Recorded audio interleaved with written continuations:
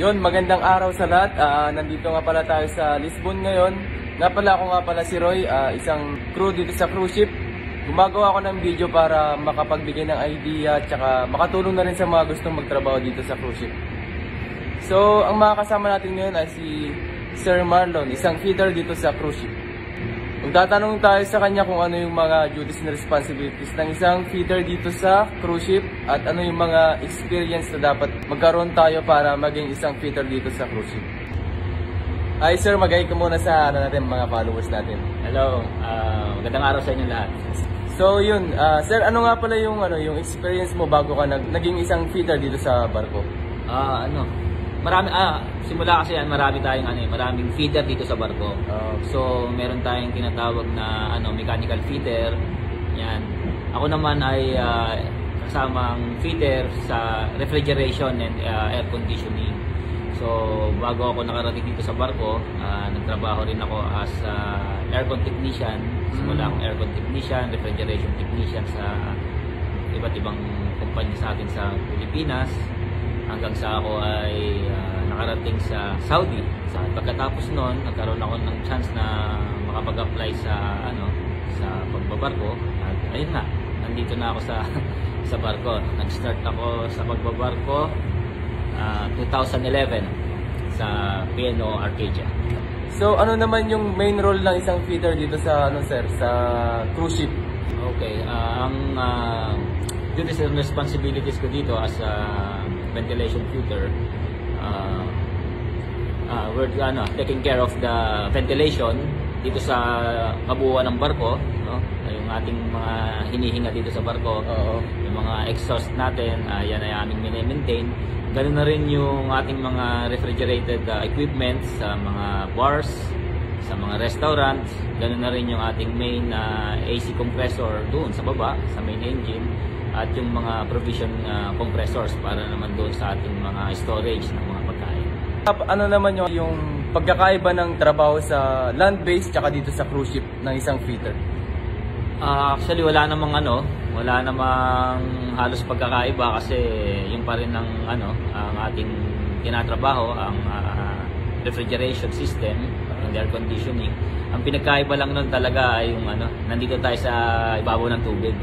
Nasa dagat tayo at may mga ilang sistema lang na medyo technical na sasabihin ko, doon kasi sa lupa gumagamit tayo ng mga air-cooled na tinatawag na condensing unit. Dito kasi sa barko gumagamit tayo ng seawater para doon sa ating condenser para mapalamig yung condenser. So ibig sabihin niyan sir, yung mga gustong barko at maging isang feeder, yung mga experience nila at gusto nilang makapasok dito sa cruise ship, hindi rin mahirapan kasi wala rin ganong pagkakaiba yung trabaho sa land-based tsaka dito sa cruise ship.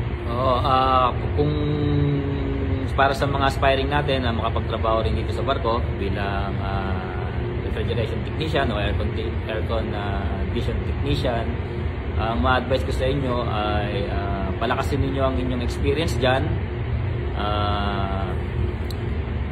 Pagbutihin niyo yung inyong ginagawa, mag-ipon kayo ng experience and knowledge sa refrigeration system and air conditioning. Siguro mga 2 taon. Kung ikaw ay bagong graduate at nag-specialize ka ng refrigeration and air conditioning, siguro sa loob ng 2 taon na experience diyan sa mga company, sa mga factories, pwede mo nang i-applyan sa mga agency para ikaw ay makapagtrabaho na sa barko. Mas maganda kung makakaroon ka rin ng experience sa abroad, sa land base. Magandang advantage din 'yon para mas madali kang matanggap dito sa pagbabarko. Para sa kaalaman ng iba, ano naman yung mga credential o dapat kurso na kunin nila para maging isang feeder dito sa cruise ship o kahit sa anong barko? Dito kung gusto mo maging katulad ko na refrigeration technician or ventilation feeder dito sa barko, kailangan meron kang certificate or diploma at least sa refrigeration mechanic course. So kung ikaw ay graduate ng TESDA, pwede mo naman niyang i-apply provided na meron ka ring experience na pagtatrabaho bilang aircon technician. Number one talagang experience. Number one talagang experience. So palakasin ninyo yan. So at least meron kang certificate or diploma sa TESDA. refrigeration. Sa TESDA. Ang TESDA diyan, nag-offer ang TESDA ng ganyang courses, ng ganyang course at meron din sa mga sa Samsung Institute. Yan. Pwede ba 'yon? Pwede. Magbanggit.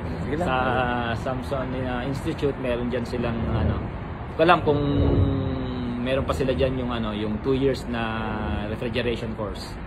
So yun ay diploma, tapos sa TESDA naman ay certificate naman.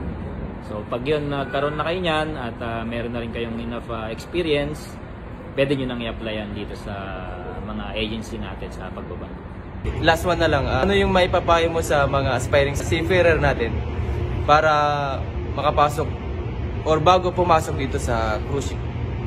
Okay, sa lahat ng mga kaibigan natin, maging sa anumang department or trade na kanilang ginagawa ngayon at gusto magtrabaho dito sa barko, ang may papayo ko lang sa inyo ay talagang pagsikapan ninyo na makaipon kayo ng experience na tungkol dun sa inyong sa inyong trade o sa inyong skills, para pag in-apply nyo rito sa barko ay talagang malaki ang chance na na matanggap kayo.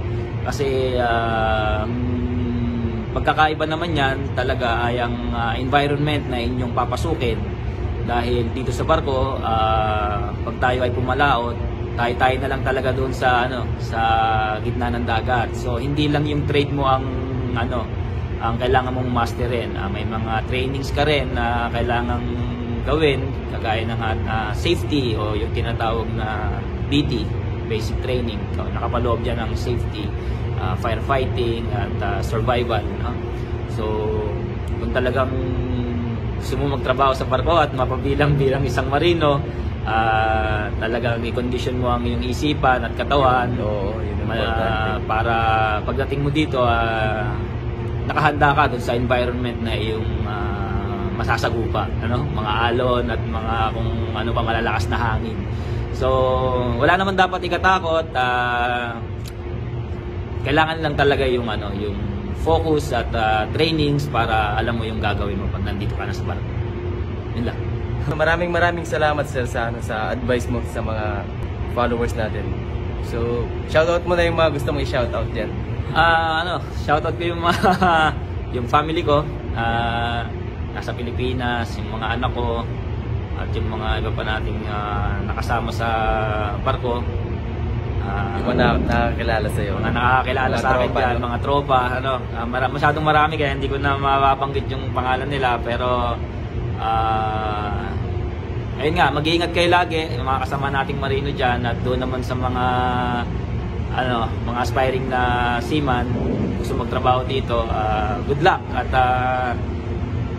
huwag makakalimutan magdasal at ibibigay din yung mga hinihiling ninyo. So yeah, laban lang. Yeah. Thank you sir Marlon, maraming salamat.